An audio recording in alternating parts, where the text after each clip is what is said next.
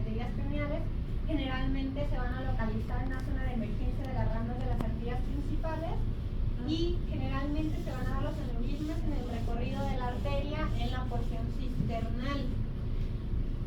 Hay varias teorías de las formaciones de los aneurismas. Tenemos una teoría congénita que dice la teoría congénita que un aneurisma se da por una discontinuidad de la capa muscular de la túnica media de la arteria, que generalmente va a ser en la zona de bifurcación, que esto se da porque hay menos resistencia en los focos, entonces va a haber con el tiempo una degeneración de la arteria y pues una saculación. Hay una teoría alternativa que dice que los aneurismas se van a dar por cambios degenerativos de la pared arterial, que estos son adquiridos con la edad y algunas veces con la hipertensión arterial, que generalmente va a haber una proliferación de la íntima, va a haber una degeneración de la elástica y cambios arterioscleróticos. Y pues se sabe que los aneurismas pueden ser tanto de un déficit congénito de la capa muscular arterial cerebrales, que esto se va a dar en etapas postnatales, aunado a cambios histológicos degenerativos de la pared arterial que se dan por fragmentación de la capa elástica interna. Y si nosotros pensamos, tiene lógica que tenga cierto como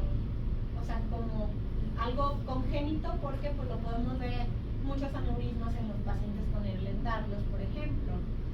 Y bueno, tenemos aneurismas saculares, que estos son como los más típicos, que es un abultamiento patológico hacia afuera que va a afectar solamente una parte de la circunferencia de la arteria principal. Se dice que tienen un aspecto de mora estos aneurismas, y estos carecen de dos componentes estructurales de las arterias, y lo vamos a ver como una pared focalmente adelgazada, que esta se puede llegar a romper.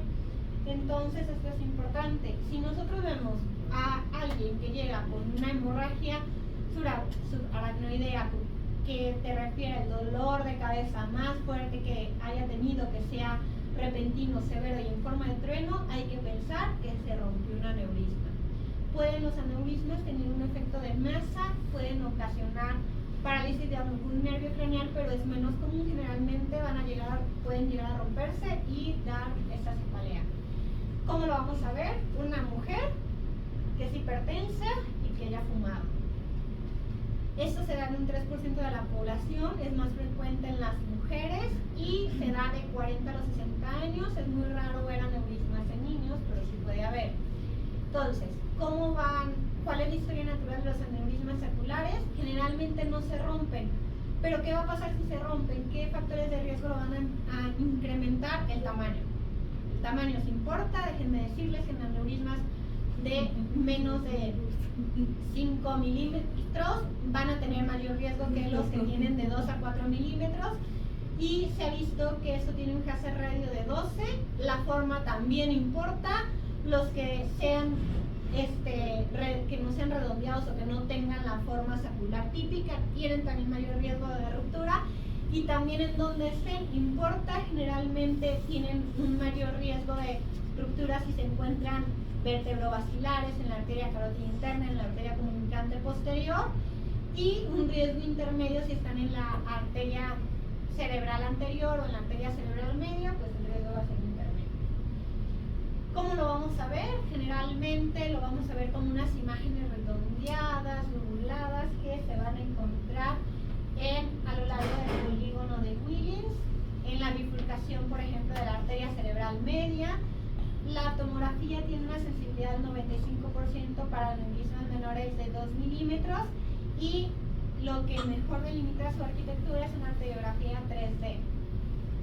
¿Cómo lo vamos a ver en la tomografía? Lo podemos ver en aneurismas pequeños, pero lo vamos a ver normal.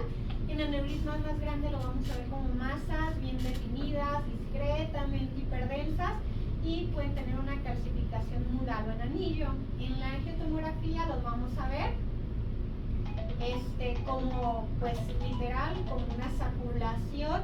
La sensibilidad es superior de la angiotomografía en el 95% para aneurismas de más de 2 milímetros, y nos van a ayudar para localizarlos, para ver cuál es la morfología que tienen, o si tienen datos de ruptura o datos inminentes de la ruptura. Aquí lo vamos con la calcificación en anillo, como les había dicho.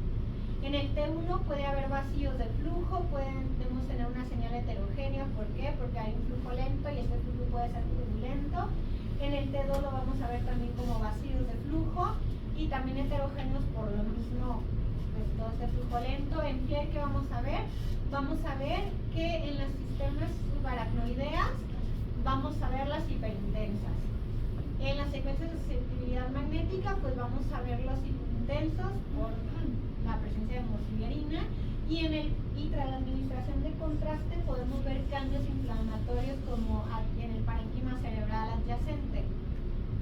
En la geografía, pues es el estándar de oro, vamos a ver la localización, la relación del aneurisma subramas, y si vemos que le están haciendo una geografía y si sale contraste, se rompió. El pseudoneurisma. El pseudoaneurisma es también se llaman aneurismas falsos, es una dilatación arterial que aquí va a haber una dilución completa. Acuérdense que en los aneurismas verdaderos solo había dilución de una sola pared.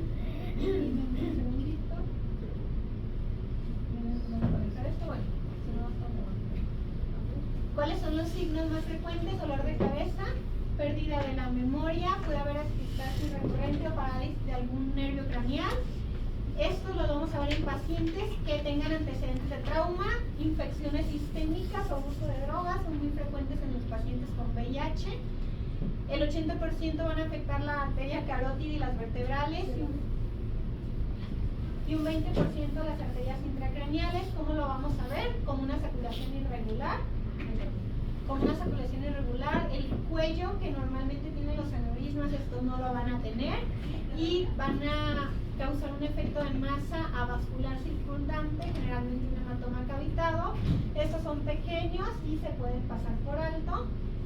Y de este casi no encontré imágenes, pueden ser normales, inespecíficos, pero puede haber un hematoma parenquimatoso que por eso los podemos reconocer, no tanto por el aneurisma como tal, sino por la consecuencia de que se haya roto. En la tomografía con contraste vamos a ver el signo de la mancha, que esto va a ser un poco de realce de contraste. Si ustedes hubieran puesto contraste y si aquí viéramos algo que realza más, pues puede ser el aneurisma. Y en angiotomografías son difíciles de caracterizar si son pequeños y como no son saculares, pues por eso es difícil.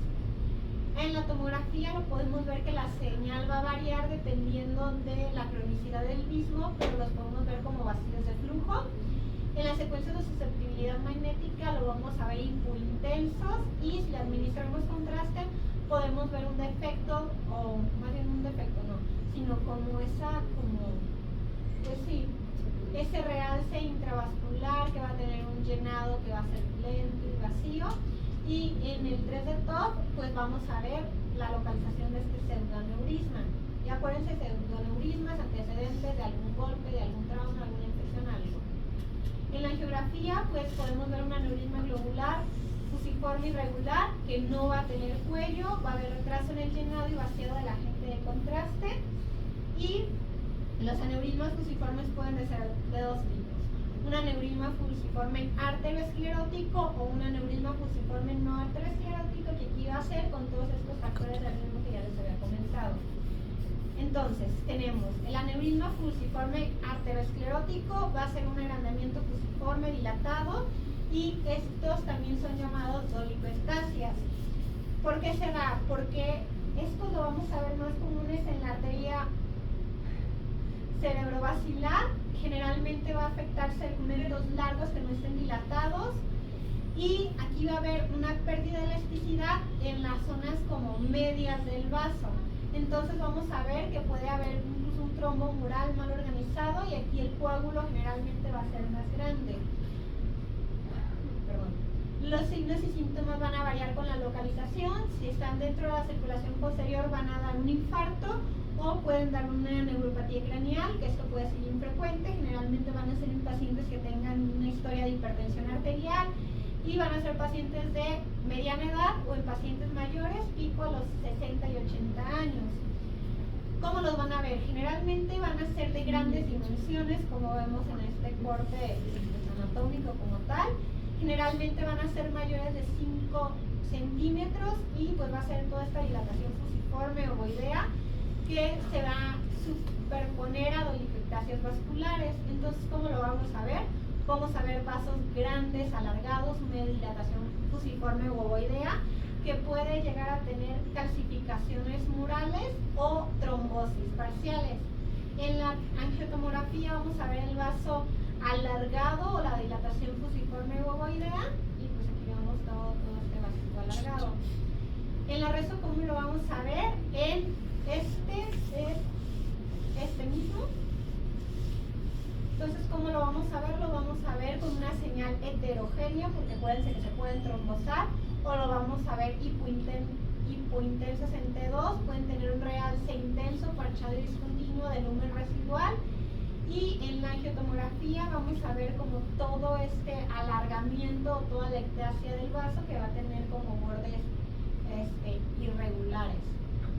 Tenemos también el aneurisma fusiforme no esclerótico. Estos van a ser elongaciones fusiformes que aquí, en ausencia de un aneurisma que sea de arteriosclerosis. Generalmente esto se va a presentar como un accidente isquémico transitorio, como un stroke o como una hemorragia subaracnoidea, perdón por la fotografía, se nota que ella estaba más avanzada. Y como lo vamos a ver, van a tener antecedentes de enfermedades de la colágena o de infecciones virales como el VIH, puede haber en vasculopatías como Marfan-Oberle-Carlos o síndromes neurocutáneos como la neurofibromatosis tipo 1 o una esclerosis tuberosa. Esto se da en pacientes más jóvenes, es más común en las arterias carótidas internas y en la vertebrobasilar. ¿Y cómo lo vamos a ver? Generalmente van a ser segmentos grandes, dilatados, tubulares, fusiformes o ovoideos de las arterias. Van a tener una afectación circunferencial, típicamente se relacionan a las ramas proximales. Puede haber una trombosis, pero aquí el trombo va a ser laminar y las calcificaciones son raras. Entonces, ¿cómo lo vamos a ver? Como estas dilataciones fusiformes, y van a tener diferentes estadios de presentación, pero estos son más infrecuentes.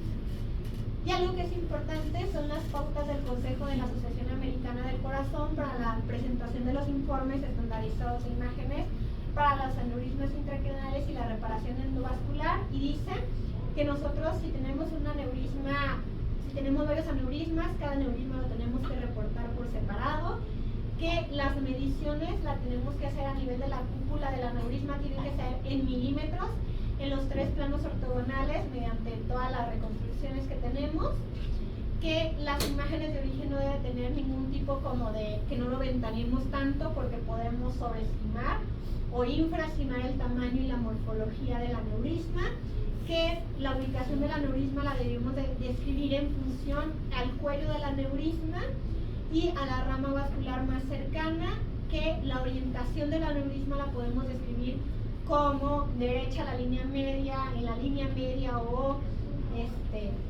para sagitar a la línea media, aunque también podemos utilizar planos en coordenadas si es anterior, superior, posterior, inferior, medial, lateral, que debemos de describir el efecto de masa en las estructuras circundantes, y que la relación cúpula-cuello del aneurisma superiores a 2 a 1 y diámetros del cuello inferiores a 4 milímetros sugieren que el aneurisma puede enrollarse. Entonces tenemos que siempre como que describir el tamaño del cuello y que siempre corroborar todos los hallazgos que tenemos en imágenes en 3D y siempre utilizar las herramientas como el MIP. Y bueno, tenemos diferentes modalidades de tratamiento para los aneurismas. Antes se equipaban los aneurismas mediante cirugía de los neurocirujanos. Ahora ya se pueden hacer ligaduras por clips, que aquí vemos todos estos tipos de clips que se pueden. Bueno, la ligadura por clips es la que conocemos. Puede haber métodos como el enrollado vascular, que se van metiendo todos estos artefactos por vía endovascular. ¿Y qué van a hacer? Pues va a hacer que se trombose el aneurisma y que ya no haya problema. Puede haber artefactos de desvío de flujo, como estos. Puede haber artefactos de interrupción del flujo intrasacular. Y siempre si tenemos algún paciente que se le hizo algún tipo de intervención endovascular, el seguimiento tiene que ser entre los 6 meses a los 12 meses después del diagnóstico, y seguimiento anual o cada 2 años una vez que vemos que ya el aneurisma está estable y que no está teniendo nada. Y pues sería todo. Y por último les dejo unas imágenes de las Islas Marietas. Las Islas Marietas son de Nayarit, están cerquita de Punta de Mita. Y algo que es chistoso para estas islas es, no sé si se puedan visitar o no, porque hubo un tiempo